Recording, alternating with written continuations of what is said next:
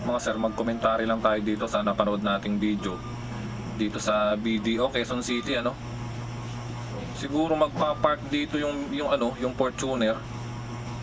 Tapos biglang isinuro tingnan, papasok diyan. Hindi natin alam kung nag-wild ba yung sasakyan o human error. Ayan yung sinuro. Buti nakailag yung mga teller dito, pero may naiwan doon sa gilid na lalaki. Ayun ayun na naman. Diyos mio. Ba't inatras tapos inabante pa? Ayan, inatras na naman. Inabante na naman. Naku, ba't kaya? Hindi kaya marunong yung driver? So mga sir, isa daw yung namatay dito. Baka napuruhan, yung isang napuruhan doon sa gilid, ano?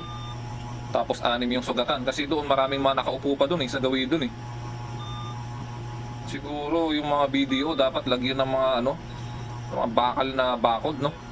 Para maiwasan na yung mga ganitong pangyayari.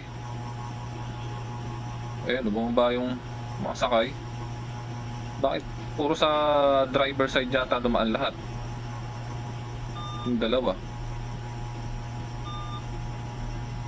Ano masasabi niyo dito mga sir?